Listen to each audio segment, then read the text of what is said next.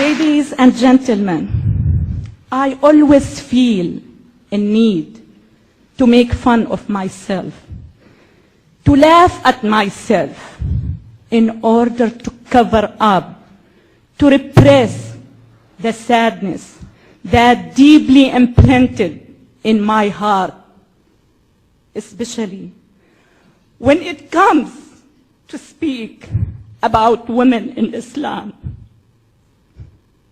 Now I am free, but I cannot forget my niece. She was forced to marry her cousin when she was 10. He was over 40. Her marriage was valid and legalized under the Islamic Sharia because Muhammad, the Prophet of Islam, married his second wife when she was 6. He was over 50. I always remember my niece coming back to her father's house, begging her not to send her back to her husband. He would say, in Islam, it is shame for a woman to leave her husband's house. God will reward you for obeying him. At the age of 25, my niece committed suicide by setting herself on fire. She was burned to death, leaving 4 children behind her. In 2002, the Saudi religious police stopped schoolgirls from leaving a blazing building because they weren't wearing the correct Islamic dress.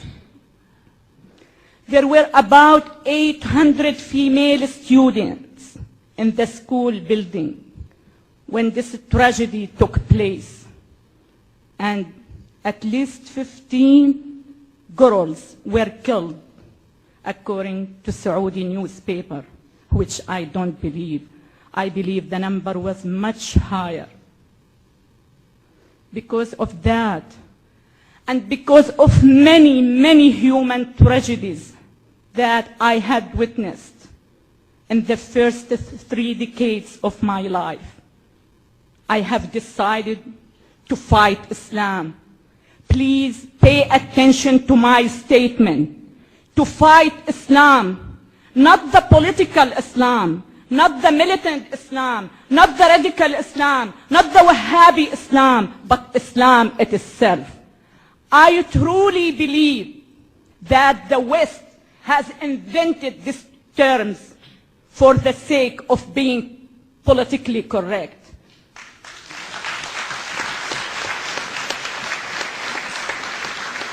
Growing up in Syria, I have never heard but Islam.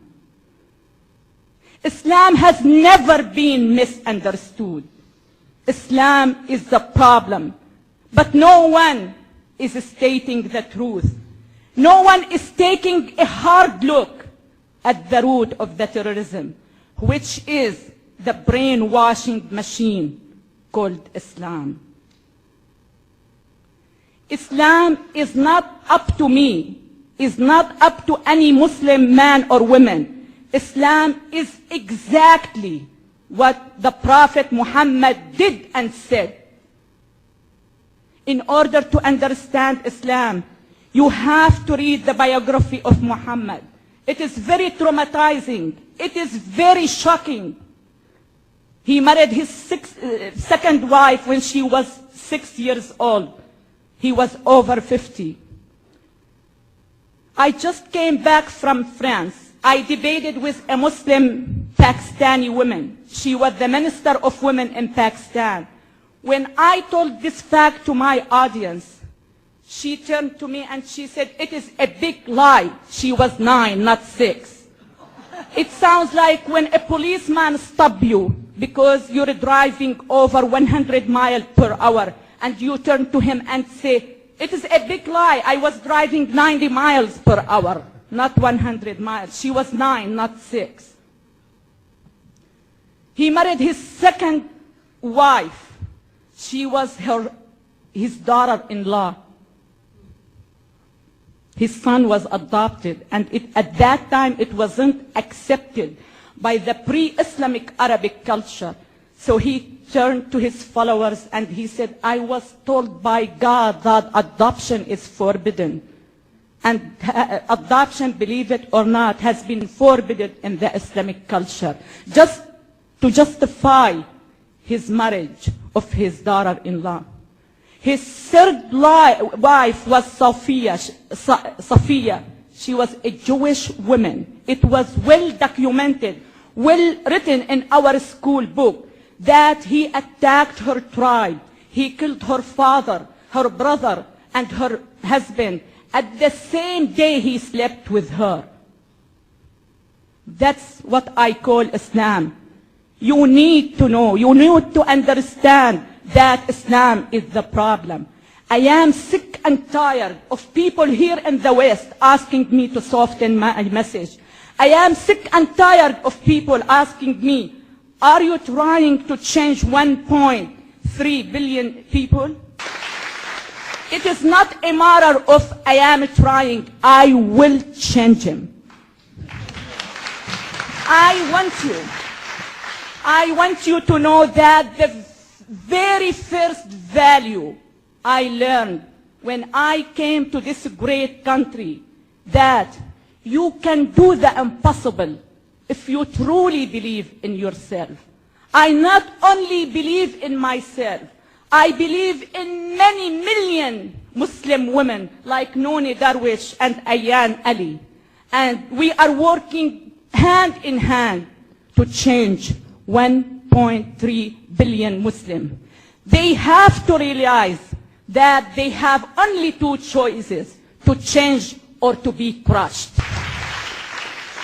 Please, please don't let your civilized way of thinking interfere with your defending your great country.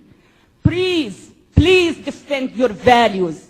Please defend your freedoms. Defend the heaven you are living in. Don't take anything for granted. I don't. I enjoy every single moment of my American life. Just walking down the street by myself without being accused of being a whore is a bliss for me. Just chatting with my next door male neighbor without being accused of committing adultery is a bliss for me. Having a cup of coffee at Starbucks by myself is a bliss. Please, please don't take anything for granted. Please defend this beautiful country. My dream is to see my country, Syria, as free as America, not the other way around.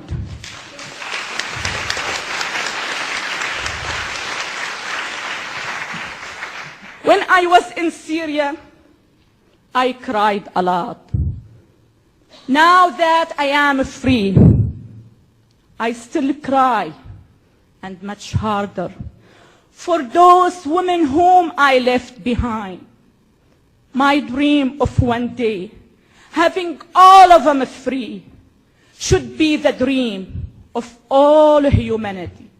Thank you so much. God bless you. God bless America.